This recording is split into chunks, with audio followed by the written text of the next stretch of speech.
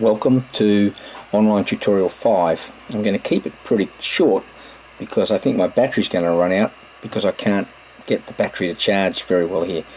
So first of all, I'm very sympathetic to the crazy times that we're living in. So if you find yourself in a situation where your circumstances have changed and make it really hard for you to interact with the unit in the desired way, to interact with your group, don't freeze yourself out and just sort of put your head in the sand and think, oh, this is all too deep.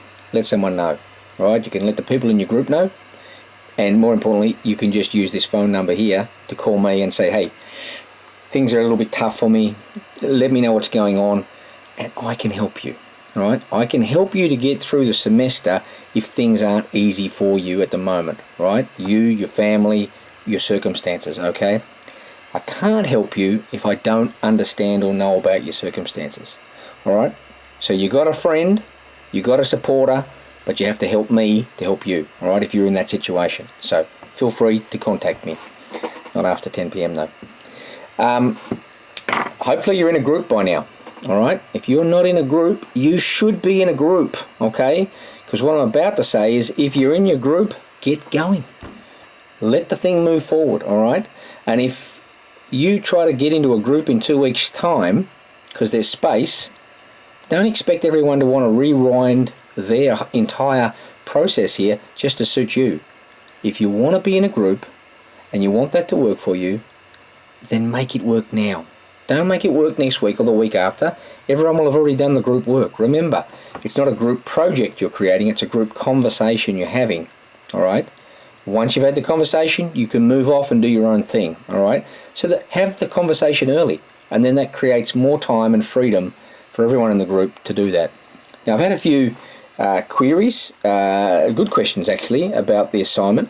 One of them came in, and well, in fact, both of them related to issues around coronavirus in terms of the context of your idea. It's up to you how you define the context. But the context of your idea doesn't have to be limited to saying, well, the world is coronavirus world now. One of the ideas that I just spoke about, someone was saying, well, when the coronavirus finishes, we think there'd be an opportunity for this business, this service. That's fine. You create the context. You can say, well, as a result of this happening now, we think there's this opportunity to create some value. Well, we're just gonna totally ignore coronavirus. We just assume it's not even existing. That's fine, not a problem at all. Or when it finishes, you set the scene for the context that you're operating in. We'll work with that, won't be an issue. Second, very important that you are able to, what's the best way to describe this? Best way is that you capture the reality of your group. If there's 2 people in your group or 5 people in your group, that changes the way you're going to talk about the resource profile at the very beginning, okay? 2 people know so many people, know so many things, and can access these resources. So that's, your resource profile is more limited potentially than 5 people, all right? Having said that, you 2 people might be able to make something work perfectly because of what they already know and who they already know, okay? So you are limited by the context of your group. You can't just simply say, we were thinking about doing this, and so we're going to get a $1 million loan from the government, and then we'll do... No. There has to be a reality to what you're thinking of doing. And the reality is tethered to who's in your group, all right? So you have this conversation, you think, well, it'd be cool if we did something to create new value in that space. Yeah. But given that we are a group of X, and this is who we know, and this is what we know, and this is the resources we could access, this is how our idea is going to be shaped, all right? So we're looking for a genuine reality around the nature of that idea, okay? Once you've got that, you can move forward. Now, I mentioned on the weekend, very important for you when you get beyond your conversations and you start writing up yourself, you can use a hypothetical bridge. That just simply means that when you're writing along, let's say you get to variation, selection, retention, and you can't get a sense for how that world's going to change, all right? in terms of new past variations and how they did or didn't get selected for, and therefore issues of retention, so on, so on. Well, you can use a hypothetical bridge. You can say, well, if someone did come into this space and they were selected this way, or they created this much legitimacy, or whatever it is you want to explore, you can demonstrate to us your understanding of those concepts by using the hypothetical bridge. And the best way to do that is when you use the word if, you bold it, you underline it, you italic it, you make it obvious to us when we're reading your assignment that you're using if to take us somewhere. You know, that while it may not be that plausible, it helps you to demonstrate your understanding of those particular elements from the environmental interaction framework. Okay? So that's very important. It's a simple tool that you can use to move beyond sticky bits where you sort of start thinking, oh, this is a bit tricky for us to, for me to demonstrate my understanding here. So if you go back to your, the process page on Blackboard, you see I've added this link, getting from week 4 to week 8. That's exactly all you need to do. That's exactly all you need to do. And it says get into a group, so you're in a group. Start the group work. So use the worked example sheet to zero in on the right questions that you need to be asking of yourself. In asking those questions, that's going to prompt you to get to the point where you think, okay, so we're assuming this in terms of our answers. And maybe there's some associated risks we acknowledge with that, right? Well, as you make those assumptions, put those assumptions into the canvas, right? That's where your group got to. It's a bit of a consensus that started to form around, well, this is the limitations and the opportunities that we recognize in terms of the areas. As I said, the last 2 bottom areas, inflows, outflows, just ignore those. You don't really have to focus on those. You can think about it if you want, but you don't have to, okay? Then you can step away from that and you can return back to the task instructions again, which are something that are always you're mindful of. And then you can pick up the guide for doing section 1. That'll enable you to move from the worked example questions to the canvas assumptions that you've documented. Remember, you're all going to take an image of that, screenshot, picture of your camera, and you'll embed that image, not the actual electronic version, the image itself, into your document, as just embedded as an image, right? And so you'll all have that as common, but your explanations for how you would think you would create this value, that'll be entirely yours, right? It might be very similar in terms of the direction you take it, but your own explanation on how you understand those concepts, that'll be just your work, all right? So use the guide to section 1, which is on Blackboard in the interim learning report area. Use that to structure your work exactly that way, all right? Brief introduction to your idea.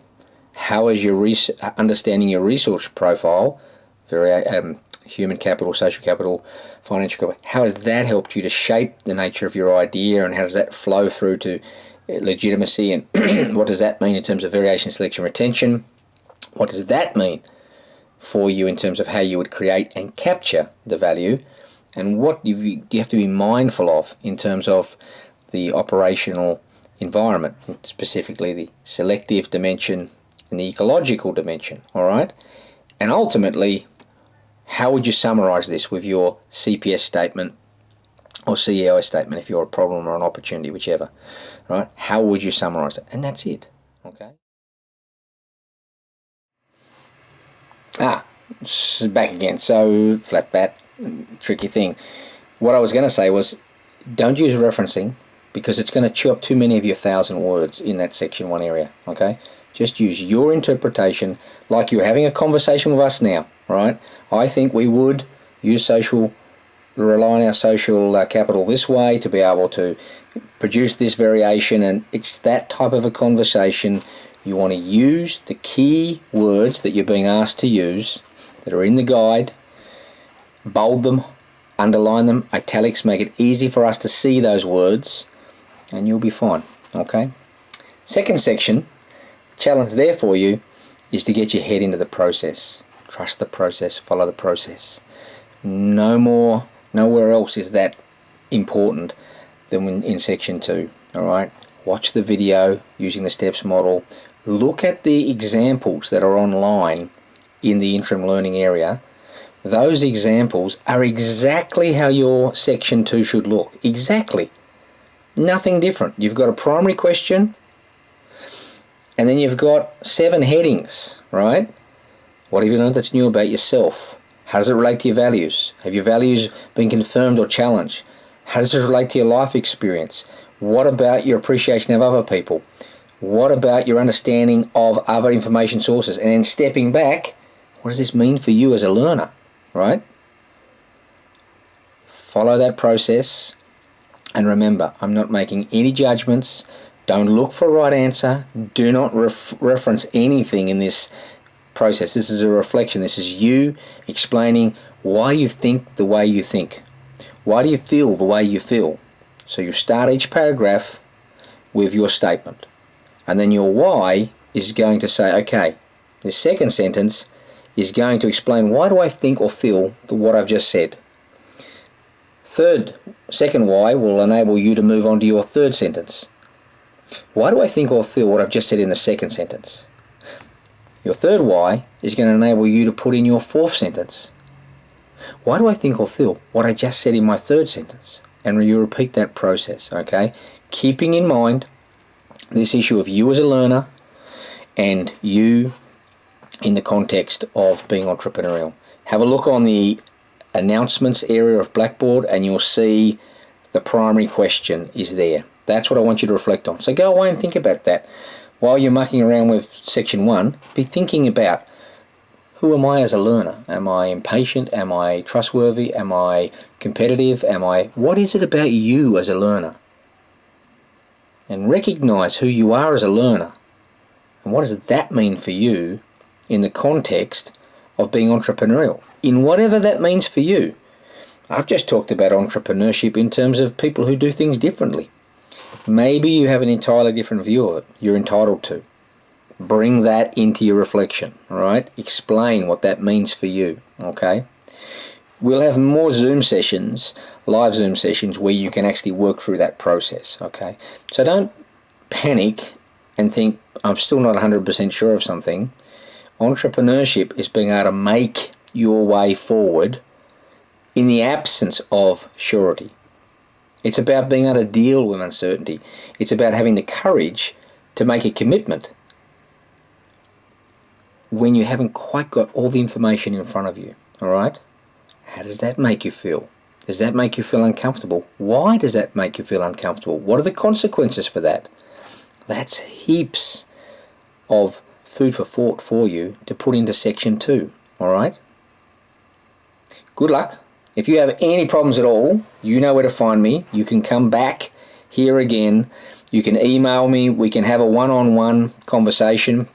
And my simplest advice for any of you is this. You're sitting in your group. You're unsure what it actually is you should be doing. You're unsure about an issue. There'll be a few of these in the group situation, right? Pick one of them up and call me, right? Just call me and say, hey Cole, we're just meeting here at the moment. Is it possible to have a quick chat to you? If it is, I'm working from home now, so I reckon there's a pretty good chance you're going to be fine. Yeah, sure, let's have a chat. Maybe in 30 seconds we can put the world right. Alright, everything will be sweet, you guys can move on. Alright, so that'll be my general suggestion to you. If you're stuck, give me a call, right? And I will help you where I can help you. All the best. And I look forward to seeing how you get along.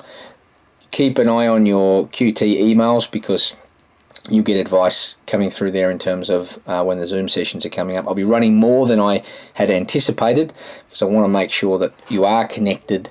And if you are having a problem getting into a group for whatever reason and you're trying, come and talk to me about it.